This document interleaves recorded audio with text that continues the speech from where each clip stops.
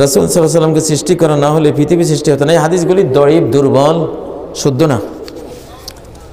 বরং আল্লাহ রাসূল সাল্লাল্লাহু আলাইহি সাল্লাম সৃষ্টির সেরা মাখলুক, সমস্ত সৃষ্টি জগতের সর্বশ্রেষ্ঠ সম্মানিত সৃষ্টি আল্লাহ তাআলার। ওনার মর্যাদার কোনো অভাব নাই।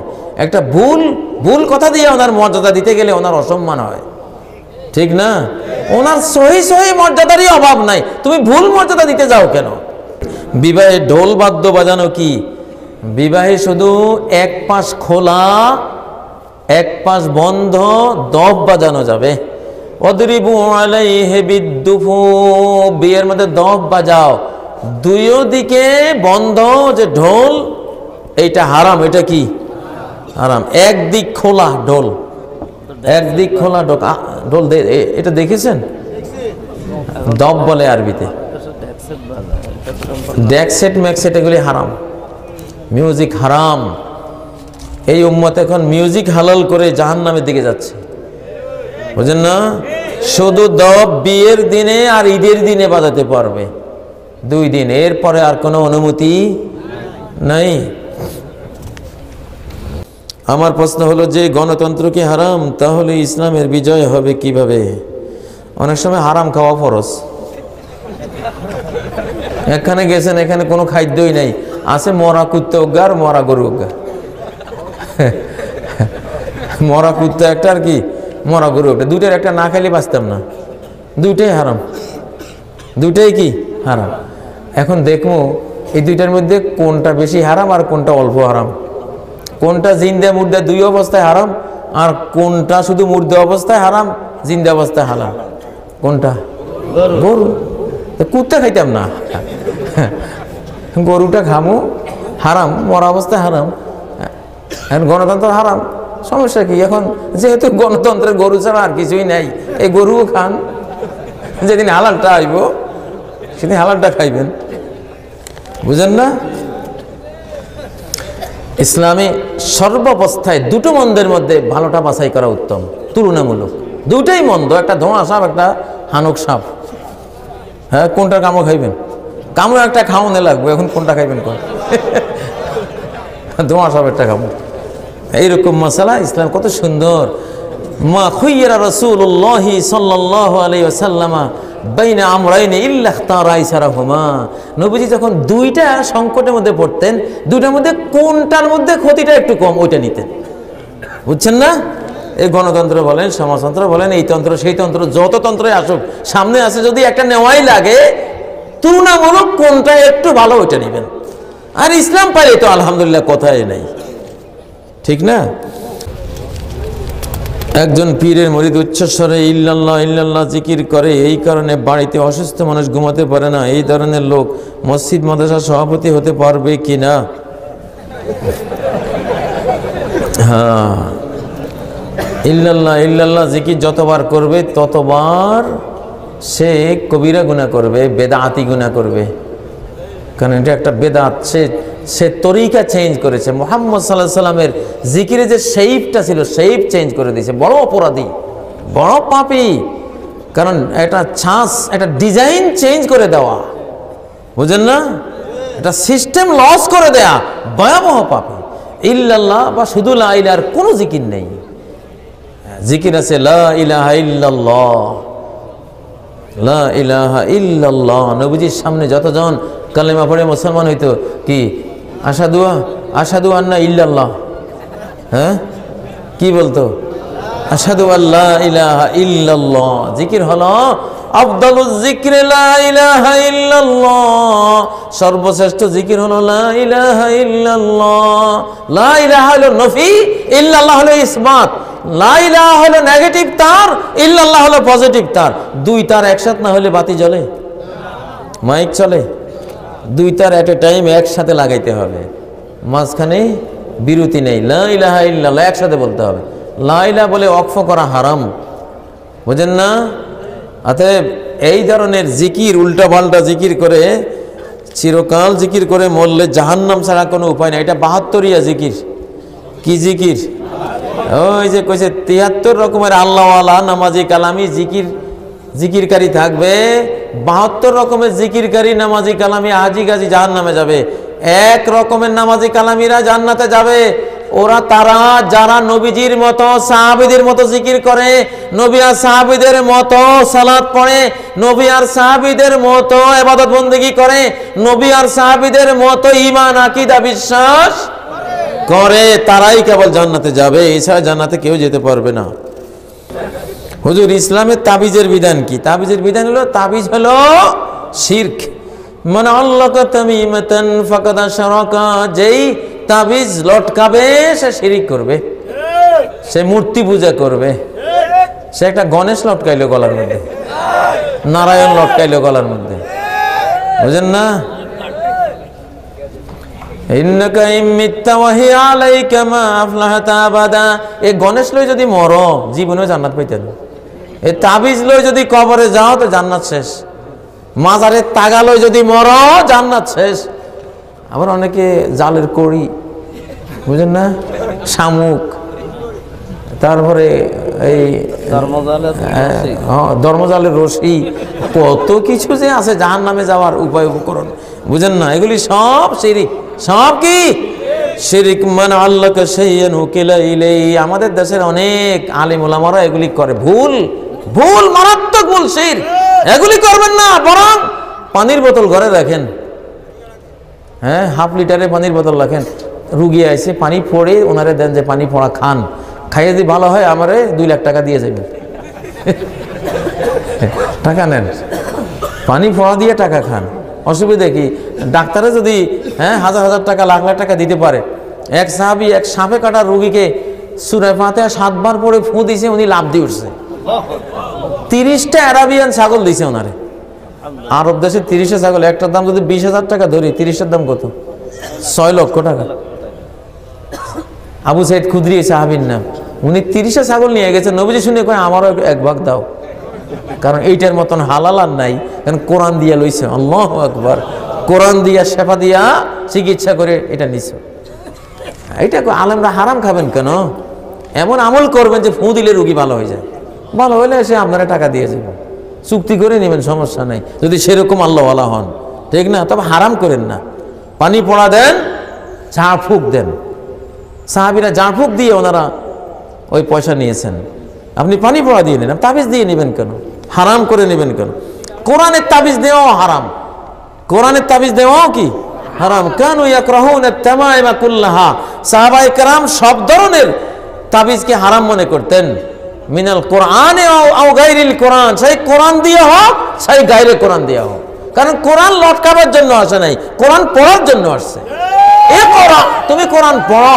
ইয়াতলুনা কিতাব আল্লাহ, আল্লাহর কিতাব তেলাওয়াত করলে জিন পালাবে, শয়তান পালাবে, ঠিক না? রোগ ব্যাধি ভালো হয়ে যাবে, লটকাইলে কিচ্ছু হবে না।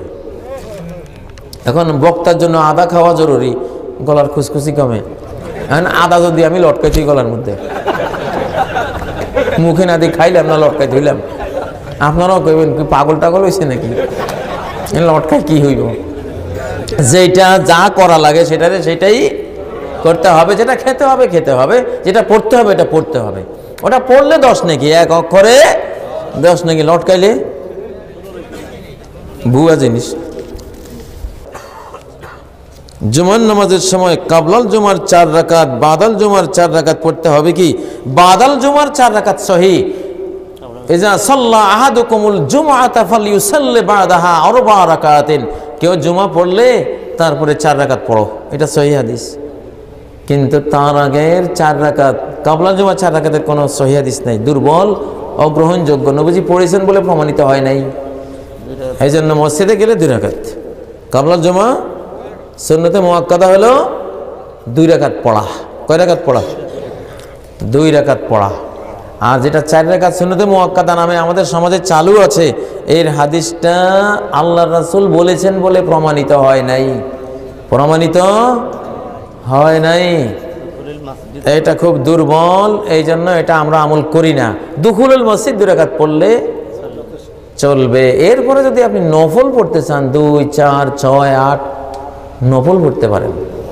প্রশ্ন করতে পারেন তাইলে নফল যখন পড়তে পারে তো সুন্নতে মুআক্কাদা মনে করি পড়লে ক্ষতিটা কি? ক্ষতি আছে। যেটা সুন্নতে মুআক্কাদা নয় ওটাকে সুন্নতে মুআক্কাদা মনে করা গুনার কাজ। বুঝেন না? দলিল লাগবে, এটা দলিল টিকে না, এই জন্য সুন্নতে মুআক্কাদা বলা ঠিক না। এখন আলহামদুলিল্লাহ এগুলি যাচাই বাছাই ঘাটাঘাটি শুরু হয়েছে, এই জন্য ঠিক হয়ে যাবে ইনশাআল্লাহ। এমন কিছু করব না যেটা করে কবরে গিয়ে দেখবো কিছু পেলাম না, এইরকম নষ্ট করার সময় আমাদের হাতে নাই। যেটা করব মুসলমানের জন্য সহি দলিল ছাড়া কোনো জিনিস করাও জায়েজ নাই, কোনো জিনিস ছাড়াও জায়েজ নাই। দলিল কি? সূরা আল ইসরার 36 নম্বর আয়াত, ওয়ালা তাকুফু মা লাইসা লাকা বিহি ইলম। যেই বিষয়ে ইলম নাই, ইলম বলা হয় কোরআনের আয়াত আর নবীর হাদিস। এই দুইটা যে বিষয়ে পাও নাই বা দুইটার একটা পাও নাই, ওই বিষয়ে আমল করো না, নাক গলায় না, যাইও না। কোনো আলেমে বললে জিজ্ঞাসা করে, হুজুর এই ব্যাপারে দলিলটা সহি আছে কিনা, যদি থাকে একটু আমরা লিখে দেন। বুঝেন না? এখন আর হুজুররা সহজে কথা কয় না, এখন ভয় পায়। আগে কইতো এটা সুন্নত, ওইটা মুস্তাহাব, এটা এই সেই কইয়া ফেলাইতো। এখন আর ওই যে কয় যে ভাই এখন খালি কইলে দলিল চায়, কি বিপদে পড়লাম। সমাজের গণ্যমান্য লোকেরা যদি আমানত খেয়ানত করে তাহলে শাস্তি কি? অবশ্যই শাস্তি হবে। আমানত খেয়ানত করলে কিয়ামতের দিন ফুলসিরাতের উপরে আমানত দাঁড়াবে একদিকে, রক্তের বাঁধন দাঁড়াবে একদিকে। যারা আত্মীয়দের সাথে সম্পর্ক ছিন্ন করেছে, রক্তের বাঁধন তাদেরকে জাহান্নামে ফেলে দেবে। যারা আমানত খেয়ানত করেছে, আমানত তাদেরকে টেনে জাহান্নামে ফেলে দেবে। বুঝেন নাই? ভয়াবহ জিনিস। গম চুরি করলে হবে না, সরকারি গম যায় দাঁড়াইবে সেদিন ফুলসিরাতের কিনারে, কি অমুক সাপ তমুক সাপ, কই যাবেন? আমানত খেয়ানত করেছেন। আল্লাহ তাআলা আমাদের হেফাজত করুন। জনাব, চেয়ারে বসে নামাজ পড়া জায়েজ কিনা? আল্লাহ নবী সাল্লাল্লাহু আলাইহি সাল্লাম কাঠের আসন, চেয়ার একটা কাঠের আসন, উটের পিঠে এরকম কাঠের আসন, পালকির মতো আসন বসানো থাকতো, নবীজি এগুলোর উপরে বসে নামাজ পড়তেন। কাঠের আসনের উপরে বসে নবীজি সারা জীবনে নামাজ পড়েছেন। ইউসাল্লি আলা রাহিলাতিহি হাইসুমা তাওয়াজ্জাহাত বিহি, সহিহ বুখারী সালাত অধ্যায়ের হাদিস, সহিহ হাদিস। আল্লাহ নবী তার রাহেলা, এই কাঠের চেয়ার বলেন, পালকি বলেন, কাঠের আসন বলেন, এইটার উপরে বসে বসে উটের পিঠে সালাত পড়তেন, বিতির পড়তেন, নফল পড়তেন, এগুলি সব পড়তেন। একদিন জীবনে ফরজও পড়েছেন এগুলির উপরে বসে। আল্লাহ নবী নিজে পড়ছেন, তা আপনি পড়লে কি হবে? বুঝেন না? চেয়ারে বসে সালাত পড়তে পারবেন, সমস্যা নাই। আল্লাহ নবীর ভুরি ভুরি হাদিস আছে এসব কাঠের আসনে বসে সালাত পড়ার ব্যাপারে। কিছু কিছু আলেমরা বাধা দেয়। আল্লাহ নবী বলছেন সাল্লে কায়মান, দাঁড়িয়ে সালাত পড়ো। যদি দাঁড়িয়ে পড়তে না পারো ফাকায়দান, তাহলে বসে পড়ো। বসে মানে আপনি চৌকিতে বসেন, চেয়ারে বসেন, আপনি যেটার উপরে বসেন, বসাই তো হলো নাকি? আমার নাম রাবেয়া বেগম। আমার একটি প্রশ্ন, আমি কোরআনের তাফসীর সহকারে কোরআন অধ্যয়ন করি। সূরা মুদ্দাসিরের 30 নং আয়াত তেলাওয়াত করে তার ব্যাখ্যায় লেখা আছে জাহান্নামের দায়িত্বে 19 জন ফেরেশতা 19টি ফরজ কাজের তরক করার জন্য শাস্তি দিবেন। সে ফরজ কাজগুলি কি কি? কে কইল ওটা 19টি ফরজ কাজ? ফরজ কাজ কতগুলি আছে? 19 ফরজ কাজের কোনো কথা ওই আয়াতে নেই। আলাইহা 19 19 সংখ্যক ফেরেশতা জাহান্নামের প্রহরায় তত্ত্বাবধানে নিয়োজিত আছেন। বাস ওইটা সম্পর্ক শুধু জাহান্নামের প্রহরার সাথে, ওইটার সাথে 19 ফরজের কোনো সম্পর্ক নেই। ভুল তাফসির। আপনি কোন তাফসির পড়েন? তাফসির ইবনে কাসির পড়বেন, তাফসির ফি জালালিল কোরআন পড়বেন, এইসব শুদ্ধ তাফসির পড়বেন। ভুল তাফসিরের মধ্যে অনেক উল্টাপাল্টা লেখা আছে। আমাদের দেশে মানুষ বিপদে পড়লে দুরুদে নারিয়া পড়ায়, এই দুরুদ কোনো কিতাব থেকে এসেছে? এটা নাই, আর ভুয়া। বিপদে পড়লে দোয়া ইউনুস নিজে পড়বেন, লা ইলাহা ইল্লা আনতা সুবহানাকা ইন্নী কুনতু মিনাজ জালিমিন। হে আল্লাহ, আপনি ছাড়া কোনো ইলাহ নেই, হ্যাঁ আপনার তাসবিহ পড়ছি, আমি জালিমদের অন্তর্ভুক্ত। নিজে পড়বে নাকি হুজুরানি পড়াইব? আরে আমারে কত খতম পড়াইছে হুজুররা, 1.25 লক্ষ বার খতম পড়তে পড়তে পড়তে এই পায়ের মধ্যে রস আসে যাইত। 1.25 লাখ বার খতমে দোয়া ইউনুস। আস্তা ভুয়া, ইউনূস আলাইহিস সালাম মাছের পেটে কোথায় মৌলবী পাইছিলেন এই 1 লাখ বার 1.25 লাখ বার পড়তে? হ্যাঁ, তিমি মাছের পেটে মৌলবী সাহেব গেছিল ওনার লাগে। উনি একা পড়েছেন, আল্লাহ ওনাকে নাজাত দিয়েছে। দাওয়াত ওয়াকি জিন্নুন মা দা বিহা মাকরুবুন কাত্তু ইল্লা ফাররাজাল্লাহু আনহু। তিরমিজির হাদিস, আল্লাহ নবী বলেন, আমার ভাই ইউনূসের দোয়া ইউনূস, যে কোনো বিপদগ্রস্ত ব্যক্তি নিজে যদি পড়ে আল্লাহ তার এই বিপদ থেকে বাঁচিয়ে দেবেন। সুবহানাল্লাহ, নিজে পড়লে। ইন্নী কুনতু মিনাজ জালিমিন, আপনি গুনাহ করছেন, বিপদে পড়ছেন, আপনি বলছেন আল্লাহ আমি জালিম, আপনি মাফ করেন, ঠিক না? এখন জালিম শুয়ে রয়েছে ঘরে, আর হুজুর 100 জন আনি পড়াইতে আছে, হুজুররা সবাই কইতে আছে ইন্নী কুনতু মিনাজ জালিম, আমরা হুজুররা জালিম, আর তোরা হুজুররা জালিম হইতে যাস কা? জালিম তো ঘরে শুয়ে না রয়েছে। ওই জালিমে যতক্ষণ নিজেরা জালিম না কইব, কোনো মাপ নাই, ঠিক না? যে জালিমরে দোয়া করতে হবে। এই যে দুরুতে নারিয়া, খতমে জালালি, খতমে ইউনূস সব ভুয়া। এক কোরআন খতম ছাড়া আর কোনো এইসব খতম নাই। বিভিন্ন প্রকাশনী থেকে শিক্ষা প্রতিষ্ঠান ডোনেশন নেওয়া বৈধ কি? প্রকাশনী থেকে শিক্ষা প্রতিষ্ঠানের ডোনেশন, মানে ওনার বইগুলি যাতে শিক্ষা প্রতিষ্ঠানে চালায়, যেন ডোনেশন দেয়, এটা এক ধরনের ঘুষ। এটা কি ঘুষ? এগুলি নেবেন না। অনেক সময় লাইব্রেরির পক্ষ থেকে কিছু টাকাও ধরাই দেয়, দিয়া ওই নষ্ট বইগুলি চালিয়ে পোলাপানের জীবন নষ্ট করে। মানুষ মারা গেলে বড়ই পাতার গরম পানি দিয়ে গোসল দেওয়ার বিধান কি? এটা অতীত যুগে এটা এক্সেলু বেমাইন ও সিদরিন, নবী সাল্লাল্লাহু আলাইহি ওয়াসাল্লাম বলেছেন ওকে পানি আর বড়ই পাতা দিয়া গোসল দেওয়াও। বড়ই পাতা সাবান, বড়ই পাতা কি? সাবান জাতীয় জিনিস, খার জাতীয় জিনিস। এটা ডাইরেক্ট হাদিসের ভাষা, পানি আর বড়ই পাতা দিয়া গোসল করাও, এই জন্য বড়ই পাতা দেওয়া হয়। এটা সুন্নাহর মধ্যে আছে, এটা সাবানের কাজ করে। সালাতুত তাসবিহ 2 রাকাত করে নাকি 4 রাকাত করে? সালাতুত তাসবিহর বিষয়টি বিতর্কিত, অনেকে হাদিসটাকে সহি বলেন নাই, আর এটা অনেক কঠিন। অন্যান্য তাহাজ্জুদ পড়েন, সালাতুদ দোহা পড়েন, ভোরবেলা সালাতুল আউয়াবিন পড়েন, অনেক নফল নামাজ আছে, কিন্তু সালাতুত তাসবিহ এটা বিতর্কিত। না পড়লে কোনো সমস্যা নেই, আমি পড়ি না, বিতর্ক হওয়ার কারণে পড়ি না। দীপ্ত টিভিতে প্রচারিত সুলতান সুলেমান ও ইউসুফ জুলেখা দেখা কতটা যুক্তিসঙ্গত? ইউসুফ জুলেখা না, ইউসুফ জুলেখা কারণ একজন নবী নিয়া, এরা একজন নবীর শান আদব এগুলি রক্ষা করতে পারে না। হ্যাঁ, নবী নিয়ে নাটক চলে না। হ্যাঁ, সুলতান সুলেমান ওটা উনি একজন মহান তুরস্কের সাম্রাজ্যের খলিফা ছিলেন। ওইটার মধ্যে কোনো আকীদাগত খারাপই নাই, ওই জিনিসগুলি আছে, কিন্তু সেখানেও মহিলাদেরকে যেভাবে শো করে আপত্তিকরভাবে শো করে। তারপরেও সুলতান সুলেমানটা ইসলামের সাথে কোনো সাংঘর্ষিক না, কিন্তু কিছু মহিলাদের কিছু ড্রেসের সাংঘর্ষিক, মূল বিষয়টা ঠিক আছে, কিন্তু ইউসুফ জুলেখার মূল বিষয়ের মধ্যে কি আছে? গন্ডগোল আছে, ওটা দেখা যাবে না। আচ্ছা, বিতরের নামাজের সহি নিয়ম সম্পর্কে জানতে চাই। সহি নিয়ম হলো, যদি 3 রাকাত পড়েন তাহলে মাঝখানে বসবেন না। দ্বিতীয় রাকাত পড়ে যে আমরা বসি, এই বসাটা নাই, কোনো হাদিসে নাই। এক বৈঠকে 3 রাকাত, 5 রাকাত পড়লেও এক বৈঠকে 5 রাকাত।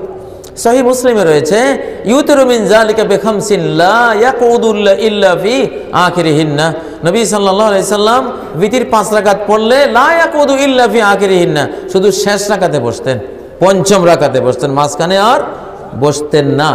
আর 3 রাকাতের হাদিস আয়েশা সিদ্দিকা থেকে রয়েছে, কানা রাসূলুল্লাহ সাল্লাল্লাহু আলাইহি সাল্লাম ইজা আওতারা বিসালাস লাম ইয়াকুদ ইল্লা ফি আখিরিহিন্না।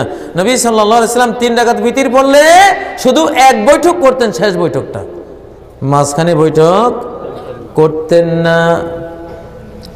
আমাদের দেশে আমিও আজীবন পড়ছি, মাঝখানে বসছি, কিন্তু এই বসার কোনো দলিল না। যেটা দলিল নেই ওটা মাইনাস, ওটা কি মাইনাস, ওটা করার কোনো দরকার নেই। আমার প্রশ্নটা হলো, কোনো মুসলমান মৃত্যুর পর তার আত্মীয় স্বজন যদি তার জন্য কোনো মেজবানি খাওয়ায়, তা শরীয়ত সম্মত কিনা? শরীয়ত সম্মত না, তা হইল মহাভারত সম্মত,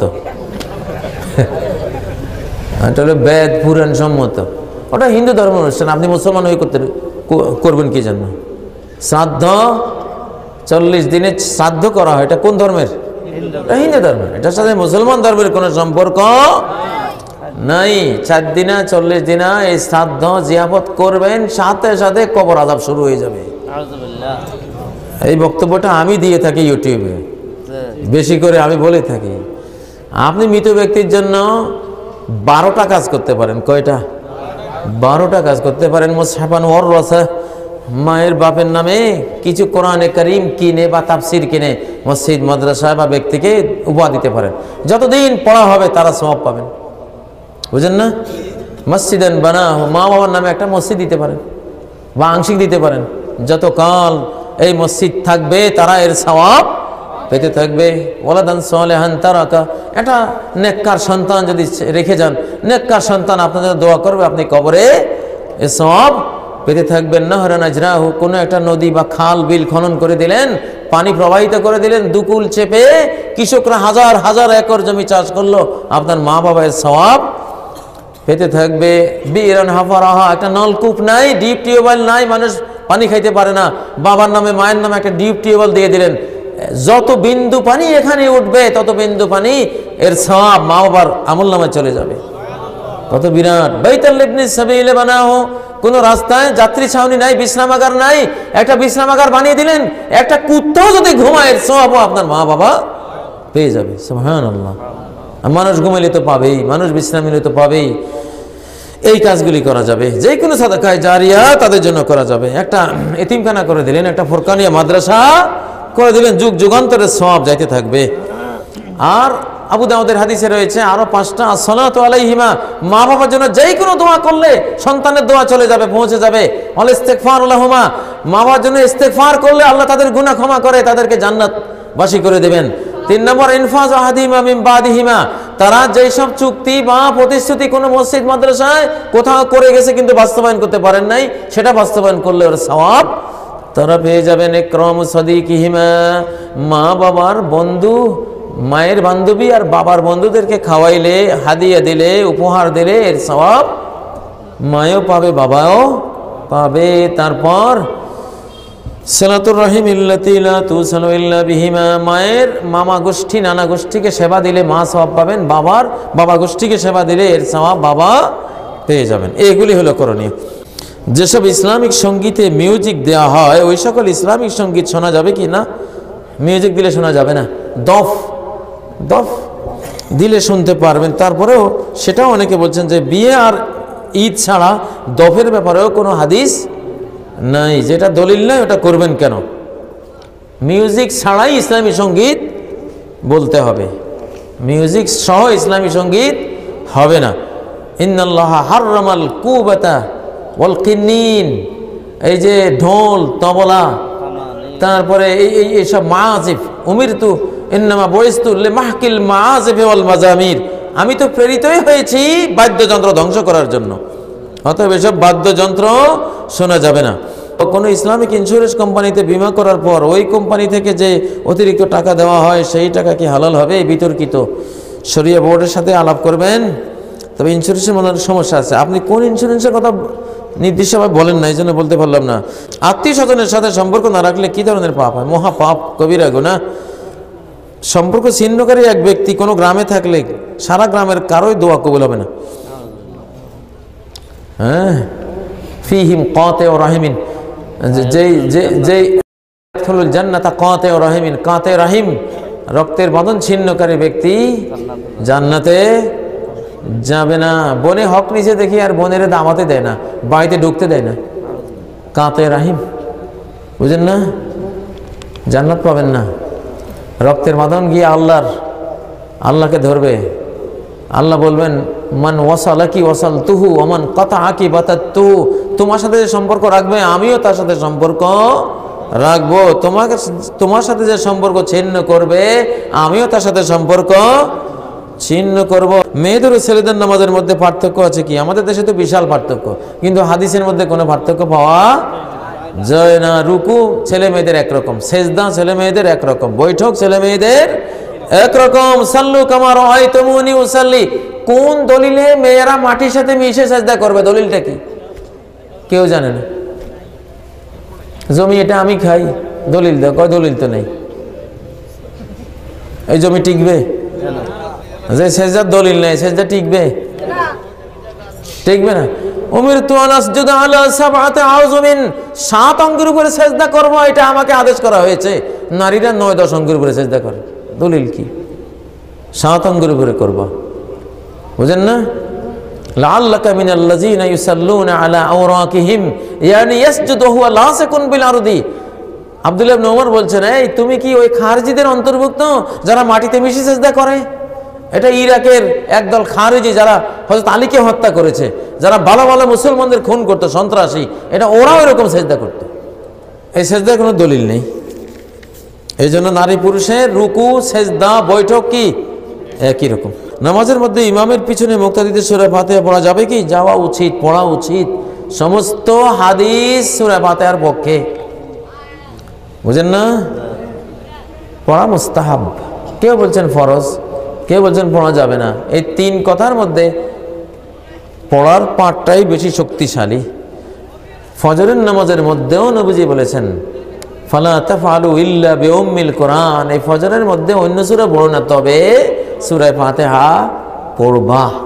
জোরে কেরাতের মধ্যেও বলছে সূরা ফাতিহা ইমাম যখন থামবে, থামার মধ্যে মধ্যে তোমরা পড়ে নিবা।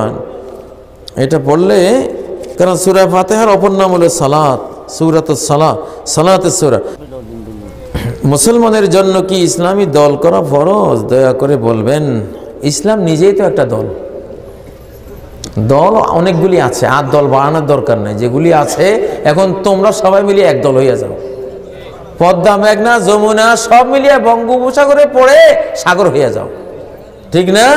তাহলে আর কেউ মারতে পারবে না। নতুন করে কোনো দল বাড়াবার দরকার নাই, বহু দল আছে, সব এক হইয়া যাও ভাই। হ্যাঁ, ঠিক না? আমরা আমাদের সর্ববৃহৎ দল হলো ইসলাম।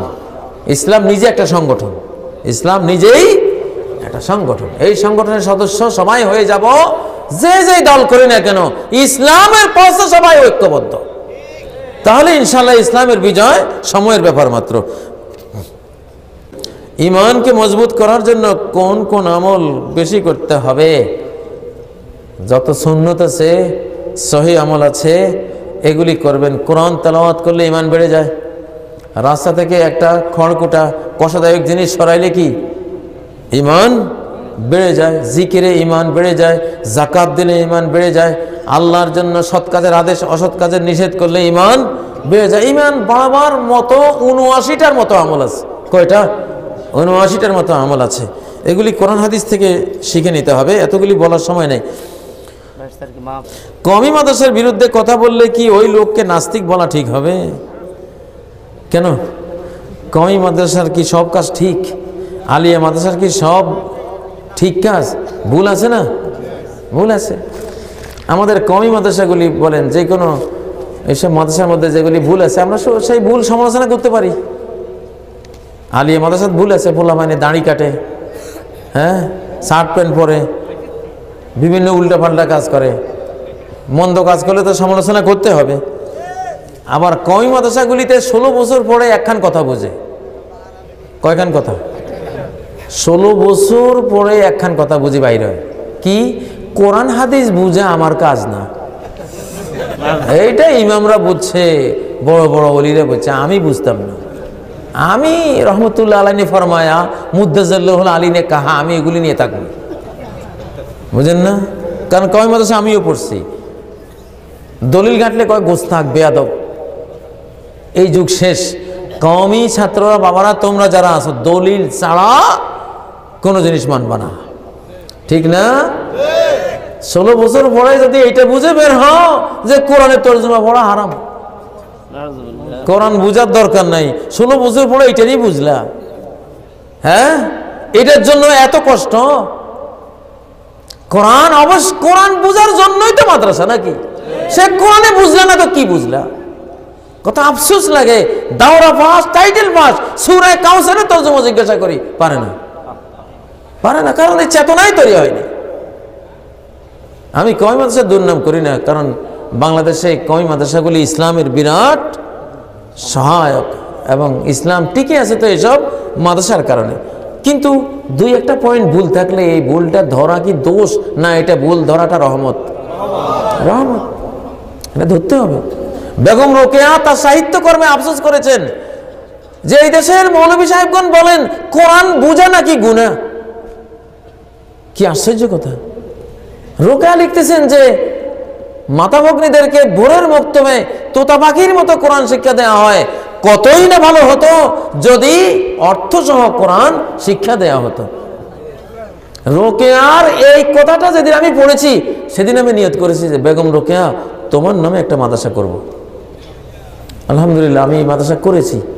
এখন সেই মাদ্রাসার 400-450 ছাত্রী, বেগম রোকেয়ার বাড়ির পাশে বেগম রোকেয়া ইন্টারন্যাশনাল গার্লস মাদ্রাসা। শুধু তার সাহিত্যের এই কথাটা যেদিন পড়ছি ওই দিন নিয়ত করেছে তোমার নামে একটা মাদ্রাসা করব, সেই মাদ্রাসায় অর্থসহ মাতা ভগ্নীদেরকে কোরআন শেখাবো ইনশাআল্লাহ। এটা হয়েছে। দেখেন রোকেয়ারে আল্লাহ এই সম্মান দিয়েছে, এমনি দেয়নি। আলেমরা বুঝে না যে কোরআন বুঝতে হবে, আর রোকেয়া সে কবে কত বছর আগে সে বুঝছে যে কোরআন এটা বুঝে পড়ার জিনিস। একটা হিন্দু গিরিশচন্দ্র যে 3 জন প্রথম তর্জমা করছে, 3 জনের 3 নম্বর উনি পর্যন্ত বুঝছে যে এই মুসলিম জাতিটা যদি কোরআনটা বুঝতো তাহলে এই মুসলমানগুলি সমাজের এই সমস্যা হইতো না, এরা অনেক উন্নত হইতে পারত। এটা হিন্দু পর্যন্ত বুঝছে। আর সে বুঝছে যদি আমরা আলেমরা না বুঝি, এই দুঃখ রাখি কোথায় বলেন? দাড়িবিহীন ইমামের পেছনে নামাজ পড়ার বিধান কি? যদি তিনি সবচেয়ে বড় কারি সাহেব হন কিন্তু দাড়ি কাটা কারি, কোরআন সবচেয়ে শুদ্ধ পড়েন, তাহলে ইমামতি করতে পারবেন। বুঝেন না? আরব দেশে আছে দাড়ি টাড়ি কিচ্ছু নেই, নামাজ শুরু করে দিয়েছে ইমামতি। আল্লাহ, কেরাত যখন পড়ে মনে হয় যেন আসমান থেকে এইমাত্র কোরআন নাজিল হচ্ছে, এইরকম। এই মার্কা তো নাই মনে হয় বাংলাদেশে।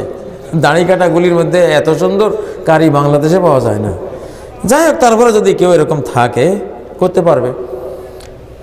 ইয়াউমুল কওম আকরাউহুম লিকিতাবিল্লাহ, উপস্থিতির মধ্যে যিনি সবচেয়ে বড় কারি উনি ইমামত করবেন, এটা তো ইসলামের বিধান। কিন্তু যদি এমন কারি পাওয়া যায় যিনি দাড়িওয়ালা আল্লাহওয়ালা, তিনি সর্বাবস্থায় উত্তম, সর্বাবস্থায় তিনি উত্তম। সাধারণত বাংলাদেশে কেউ দাড়ি কাটা মানুষের পিছনে সালাত পড়তে চায় না। আমাদের দেশের সংস্কৃতি এইভাবে গড়ে উঠেছে। এই জন্য ইমামতি করতে চাইলে আল্লাহর রাস্তায় দাঁড়িয়ে রাখবেন, দাঁড়িয়ে রেখেই ইমামতির মুসল্লায় যাবেন। বিদেশে কোনো লোক মারা যাইলে তাকে তো সাথে সাথে দাফন করা হয় না, 2 থেকে 3 মাস পর দাফন করা হয়। তাহলে তার সওয়াল জবাব কখন করা হবে? সওয়াল জবাব ওই লাশ অবস্থা সারি ফেলা হবে। এটা কোনো জরুরি না যে 2-3 মাস পরে। কারো তো আছে লাশ দাফনে হয়নি। আজকালকার কত মানুষ লাশ দান করে দেয়, তো এদের সওয়াল জবাব কবে হবে? ওই সময় সারানো হবে। ফের আমাদের লাশ দাফন হয় নাই, সওয়াল জবাব কি হয় নাই? হয়ে গেছে। কবর মানে হলো হাসরের ময়দান আর দুনিয়ার মাঝামাঝি টাইমটা, এটা হলো কবর। বারজাখ, আলামে বারজাখ, বারজাখের মধ্যে তার এটা প্রশ্ন হবেই। হুজুর আপনার কাছে একটা প্রশ্ন, বিদেশে স্বামী মারা গেলে স্ত্রী কি মুখ দেখাতে পারবে কিনা, অথবা চুড়ি খোলা, নাকফুল, সাদা কাপড় পরা এগুলো করা ঠিক কিনা? অবশ্যই করতে হবে। বিদেশে মারা গেলেও ইয়াতারাব্বাসনা বিআনফুসিহিন্না আরবাআতা আশহুরিন ওয়া আশরা, 4 মাস 10 দিন ইদ্যত পালন করবে, কোনো অলংকার ইউজ করবে না, কোনো রং চঙওয়ালা ড্রেস পরবে না, স্বাভাবিক রঙের ড্রেস পরবে, বাইরে যাবে না। লা ইয়াখরুজনা, ইদ্যত পালন করা অবস্থায় ঘরের বাইরে বিনা প্রয়োজনে যাবে না। একজন মহিলা হজে রওনা দিয়েছিল, ফরজ হজ, প্রতিমধ্যে ওনার স্বামী মারা গেছে, হযরত ওমর তাকে বাড়িতে পাঠিয়ে দিয়েছে, বাড়িতে যাও, এখন হজও করা যাবে না। হজ করতে গেলে ফরজ ইদ্যত এটা লঙ্ঘন হবে, বাড়িতে যাও, ইদ্যত পালন করো, পরে হজ করবা। এটা অনেক বড় শক্ত ফরজ, কিন্তু সমাজে এখন নাই। স্বামী মরে গেলে মহিলারা জানেই না যে তার কি করণীয়। বুঝেন না? ইমাম মাহদী হযরত ঈসা আলাইহিস সালাম সম্পর্কে জানতে চাই। ইমাম মাহদী ইউসলিহুল্লাহু ফি লাইলাতিন ওয়াহিদা, উনি একজন নরমাল পাবলিক, জেনারেল শিক্ষিত টাইপের মানুষ থাকবেন। এক রাতে আল্লাহ ওনাকে ইমাম মাহদী বানাই দিবেন, এক রাতে। ইউসলিহুল্লাহু ফি লাইলাতিন ওয়াহিদা, এক রাতে গোটা বিশ্ব কেমনে দখল করতে হবে, কেমনে কোরআন দিয়ে শাসন করতে হবে, টোটাল সফটওয়্যার আল্লাহ তার অন্তরে ব্রেন ডাউনলোড করে দিয়ে দিবেন। আগের দিনের মাহাদি একরকম, পরের দিন ভোরে সেই মাহাদি টোটাল ভিন্ন মানুষ।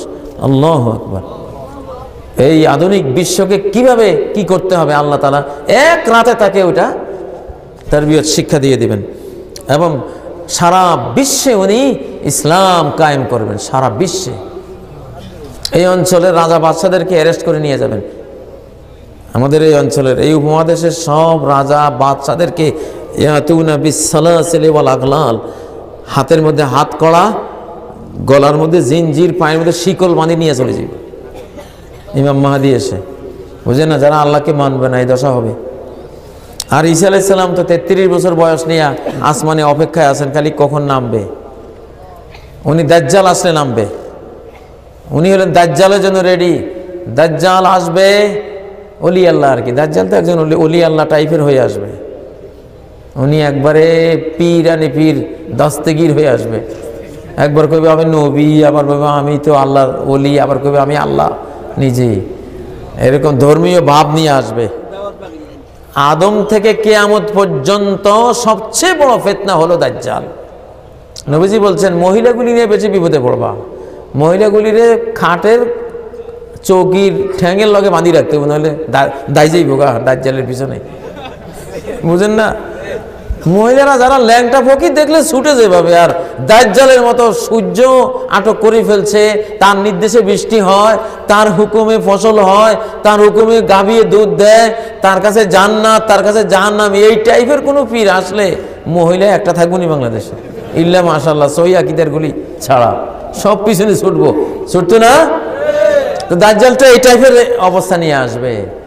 তো ঈসা আলাইহিস সালাম আসবেন তাকে মারার জন্য। ইসরায়েলে ওনাকে দাজ্জালকে ঈসা আলাইহিস সালাম হত্যা করবেন বল্লম দিয়া। ঈসা আলাইহিস সালামের নিঃশ্বাস ততদূর যাবে যতদূর ওনার দৃষ্টি যাবে, আর ওই নিঃশ্বাস যে বেঈমানের গায়ে লাগবে ইয়াজুবু কামা ইয়াজুবুল মিলহু, লবণের মতো গলে যাবে। 45 থেকে 50 বছর ইয়ামলিক 50 বছর গোটা বিশ্বকে কোরআন দিয়ে শাসন করবেন ঈসা আলাইহিস সালাম। ঈসা আলাইহিস সালাম নবিয়্যুন ও সাহাবী, ঈসা আলাইহিস সালাম নবীও সাহাবীও। তিনি শেষ জামানায় আসবেন সাহাবী হয়ে। কি হয়ে? প্রশ্ন করতে পারেন সাহাবী হলো কবে? আবার সাহাবী হয়েছেন মেরাজের রাতে। কবে? হ্যাঁ, আল্লামা যাহাবী রাহিমাহুল্লাহ তার কিতাবে উল্লেখ করেছেন যে ঈসা ইবনে মারইয়াম নবিয়্যুন ও সাহাবী, তিনি আল্লাহ নবীকে মেরাজের রাত্রে দেখেছেন আকাশে, ওই দেখার কারণে তিনি সাহাবীর মর্যাদা প্রাপ্ত হয়েছেন। শেষ জামানায় সাহাবী হয়ে আসবেন, নবী হয়ে আসবেন না। নিসফে সাক জামা পরা সুন্নত, কিন্তু আমাদের দেশে হুজুরগণ সুন্নতের উপর আমল না করে টাকনু পর্যন্ত জায়েজের উপর আমল করে। এতে কি সুন্নত আদায় হবে? জায়েজটা আদায় হচ্ছে, তবে আরো একটু উপরে ওটা ভালো। জায়েজটা আদায় করলেও চলবে, কিন্তু নিসফে সাক হলে আরো উত্তম, কোনো সন্দেহ নেই। আল্লাহ, আমাদের সামনে যখন অনেকগুলো ইসলামী দল উপস্থিত হয়, তার মধ্যে সঠিক ইসলামী দল কোনটি সেটা কিভাবে বুঝতে পারবো? দয়া করে উত্তরটা বলবেন। একটা ইসলামী দলের সবগুলি হক এটা নাও হইতে পারে, এই জন্য যেই দলের মধ্যে যেইটা হক আছে ওইটার সাথে সহযোগিতা করব, আর যেটা না হক ওটাতে সহযোগিতা করব না, এইভাবে নেব। বুঝেন না? কারো কাছে 80% হক আছে, কারো কাছে 70, কারো কাছে 60, এরকম আছে না? যার মধ্যে হকের পরিমাণটা বেশি তাকে সাহায্য বেশি করতে হবে। এইভাবে আমরা এগোবো ইনশাআল্লাহ। মোবাইলে কি তালাকের সিস্টেম আছে কি? মোবাইলে যদি ডাকাতি করা যায়, খুন খারাপি করা যায়, তালাকি করা যাবে না? তালাক হবে না কেন? আজকাল দুনিয়াটা চলছে মোবাইলে, তো তালাক চলতো না? সবই চলবে। বুঝলেন না? তালাকের মাসলাগুলি লিখিত আকারে আলেমদের থেকে ফতোয়া নেবেন। রোগের কারণে গাছের ডালপাতা শরীরের যে কোনো জায়গায় বেঁধে রাখা যাবে কি? সেটা ডাল পাতা দিয়ে কি উপকার হয়? কোন ডাক্তারি শাস্ত্র বলে? যদি বলে, মেডিকেল সায়েন্স যদি বলে হ্যাঁ এই ওষুধের মধ্যে গুণটা আছে যে গায়ে টাচ করলেই উপকার হবে, তাহলে আমল করবেন। না হলে আবার তাবিজের দিকে চলে যেতে পারে। নামাজের মুসল্লায় পবিত্র কাবার ছবি আছে, এই ছবি পায়ের নিচে পড়লে গুনাহ হবে কিনা?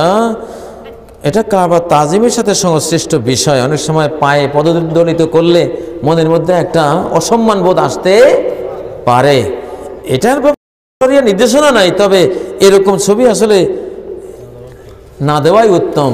কিন্তু এগুলি মুসল্লা বানায় অমুসলিমরা, চীনারা বেশি বানায়। ওরা তো মনে করে যে কাবার ছবি দিলে এটা বিরাট কিছু হবে। এই ছবিওয়ালা মুসল্লা না কিনাই ভালো।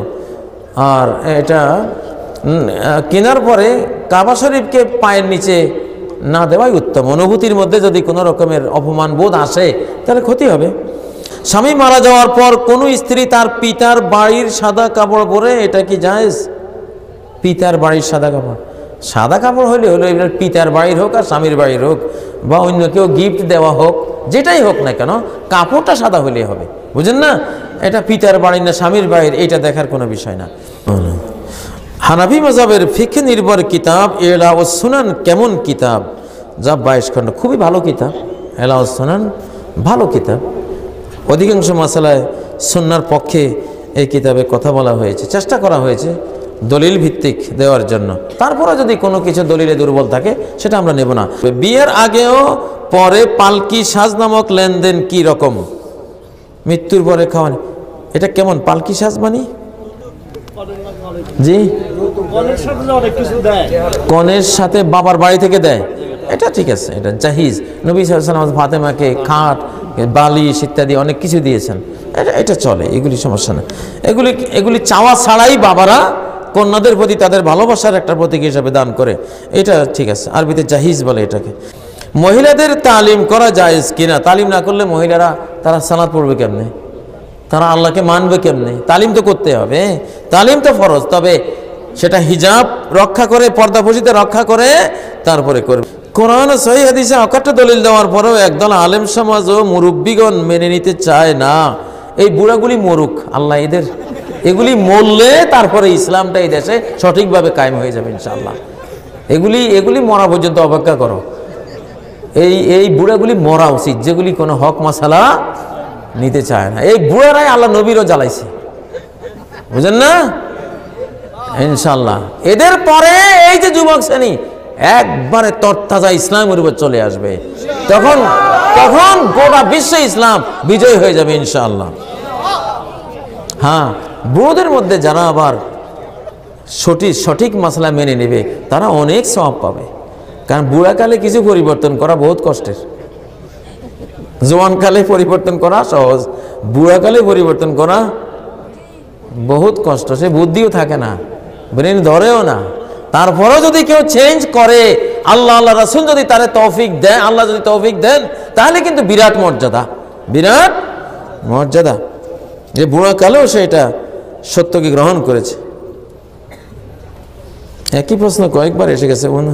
মৃত্যুর পরে খাওয়ানি যে হারে সমাজে বেড়ে চলেছে, এটা বাধ্যতামূলক কিনা? আল্লাহু আকবার।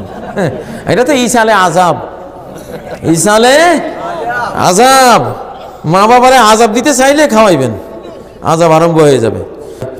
নামাজের আরবি নিয়ত করা যায়? নামাজে দাঁড়িয়ে তাকবীরে তাহরিমের পূর্বে ইন্নী ওয়াজ্জাহতু পড়া এবং নামাজের শেষে সম্মিলিত মুনাজাত সম্পর্কে কোরআন হাদিসের আলোকে বিশুদ্ধভাবে জানতে চাই। নামাজের আরবি নিয়ত বেদাত, সুন্নতের খেলাফ। আরবি কোনো নিয়ত নেই। যায় নামাজের দাঁড়িয়ে তাকবীরে তাহরিমের পূর্বে ইন্নী ওয়াজ্জাহতু পড়াও আরেক বেদাত। ইন্নী ওয়াজ্জাহতু তাকবীরের পূর্বে পড়া বেদাত, তাকবীরের পরে পড়া সুন্নত। আল্লাহু আকবার। এরপরে সুবহানাকাল্লাহুম্মা পড়তে পারেন। ওয়াজ্জাহতু ওয়াজহিয়া লিল্লাহ, যেটা একটা সানা, এটা একটা কি সানা? আবু দাউদের রওয়ায়াতে এসেছে নবী সাল্লাল্লাহু আলাইহি সাল্লাম এই সানা পড়তেন। এটা তাকবীরের পরে পড়া সুন্নাত, কিন্তু আগে পড়া বিদআত, সুন্নতের খেলাফ। আর সম্মিলিত মুনাজাত যেটা, এটার কোনো ভিত্তি নেই। সালাতে ইমাম সালাম ফিরালে কুল্লুন ইয়াখলু বিনাফসি, প্রত্যেক মুসল্লি পার্সোনাল জিকির করবে, একলা জিকির করবে সে আর তার আল্লাহ। হ্যাঁ, সে তার আল্লাহকে সুবহানাল্লাহ সুবহানাল্লাহ আলহামদুলিল্লাহ আলহামদুলিল্লাহ আল্লাহু আকবার আল্লাহু আকবার, পার্সোনাল জিকির কি করবে? পার্সোনাল জিকির করবে। সম্মিলিত আর কিছু নাই, সম্মিলিত শেষ, সালাম ফিরাবার সাথে সাথে শেষ। রাসূলুল্লাহ সাল্লাল্লাহু আলাইহি ওয়াসাল্লাম বলেছেন ওনার জীবনের সবচেয়ে বড় ভয় পথভ্রষ্ট আলেম। প্রশ্ন হচ্ছে এই পথভ্রষ্ট আলেম চেনার সহজ কিছু উপায় বলে দিন। পথভ্রষ্ট আলেম যারা তাওহীদের জ্ঞান রাখে না, উলামায়ে সু, আল্লাহ 99 নামের কোনো জ্ঞান নেই। ইন্নামা ইয়াখশাল্লাহা মিন ইবাদিহিল উলামা, আল্লাহর বান্দাদের মধ্যে যারা আল উলামা, উলামা বিল্লাহ, যারা আল্লাহর গুণাবলী সম্পর্কে জানে, আল্লাহ 99 নামের বিস্তারিত ব্যাখ্যা সহ জানে, আল্লাহর একত্ববাদ সম্পর্কে যারা জানে, এই শ্রেণীর আলেম এরা হলো হকপন্থী আলেম।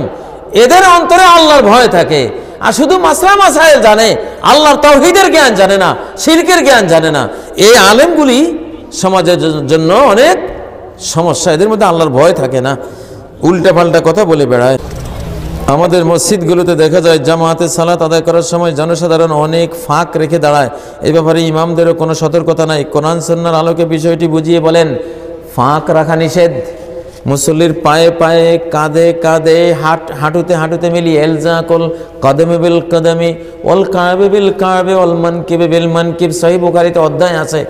পায়ের সাথে পা, টাকনোর সাথে টাকনো, কাঁধের সাথে কাঁধ মিলিয়ে সীসা ডালা প্রাচীরের মতো জামাতবদ্ধ। জামাত মানে একেবারে গায়ে গায়ে লেগে লেগে দাঁড়ানো। সাহাবায়ে কেরামদের আল্লামা কাসিম ইবনে কতলু বেগা উনি বলেছেন, ইবনে আমিরুল হাজ ওনার কিতাবে লিখেছেন যে সাহাবীদের জামা ছিটতো এখান দিয়া।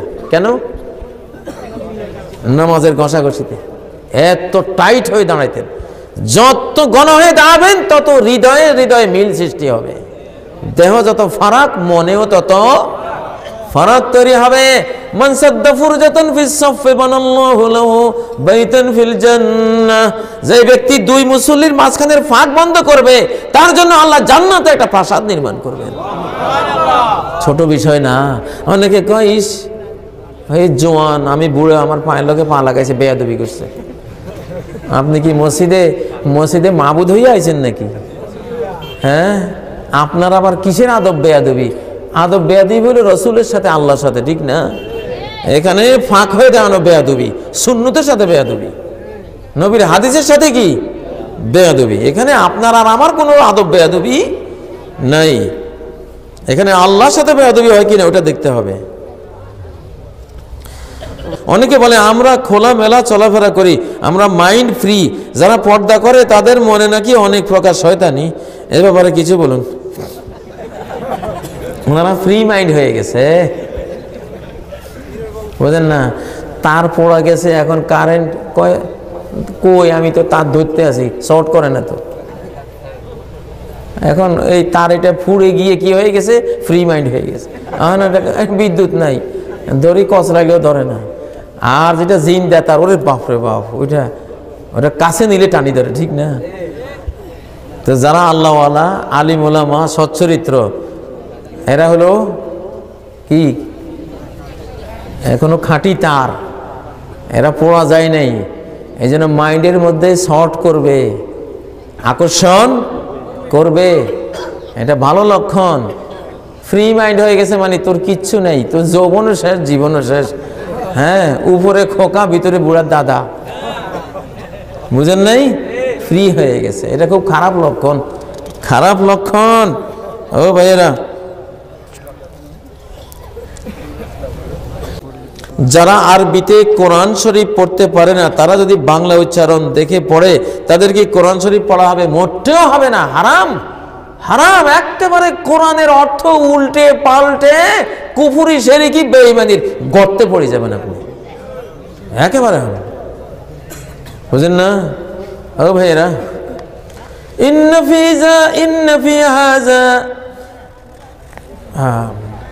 আরে কোরআনের যে আয়াতটা, লিমান কানা লাহু কলবুন আও আলকাস সামআ ওয়া হুয়া শাহীদ, কোরআনের মধ্যে উপদেশ রয়েছে তার জন্য যার কলবুন, কলব আছে। কলব বাংলাতে লিখলে কালবুন, ক আকার কা, কালবুন, কালবুন মানে কুত্তা, কলবুন মানে অন্তর, বাংলাতে লিখলে কি হয়? কালবুন হয়, কুত্তা হয়। হায় রে হায়, একবারে অর্থ বিগড়ে গিয়ে কুফরি কালাম হয়ে যাবে। প্রিয় ভাইয়েরা, এই জন্য কোরআনকে আরবি ওস্তাদের কাছে পড়ে শুদ্ধভাবে কেরাত শিখতে হবে, এছাড়া কোনো উপায় নেই। অনেক বড় বড় প্রশ্ন। শীতের এই মৌসুমে গ্রামাঞ্চলে অসংখ্য অগণিত ওয়াজ মাহফিল হয়। তাওহীদ, শিরক, বিদআত, ঈমান, আকীদা সম্পর্কে দেশের বড় সংখ্যক আলেম ওলামা ওয়াইজিনদের কোনো বক্তব্য নাই। এসবের ব্যাপারে বিশাল সংখ্যক আলেম সমাজ বিভ্রান্ত, যার কারণে আমরা জনসাধারণ বিশুদ্ধ ইসলাম সম্পর্কে দিনের পর দিন অজ্ঞই থেকে যাচ্ছি। এই অবস্থা থেকে উত্তরণের উপায় কি? এই অবস্থা থেকে উত্তরণের উপায় হলো দাওরা পাস করার পরে 2 বছরের একটা ডিপ্লোমা করাইতে হবে, সহিহ আকীদার ডিপ্লোমা। দোয়া করেন, ইনশাআল্লাহ সেই উদ্যোগটা আমরা নিচ্ছি। দাওরা পাস, টাইটেল পাসের পরে আরো কিছু পাস করা লাগবে, ঠিক না? শিরিক পাস করা লাগবে, তাওহীদ পাস করা লাগবে, বেদাত পাস করা লাগবে, সুন্নত পাস করা লাগবে। সেই জ্ঞানগুলি দেওয়ার মতো একটা চিন্তা হচ্ছে। আল্লাহ তৌফিক দান করেন ইনশাআল্লাহ।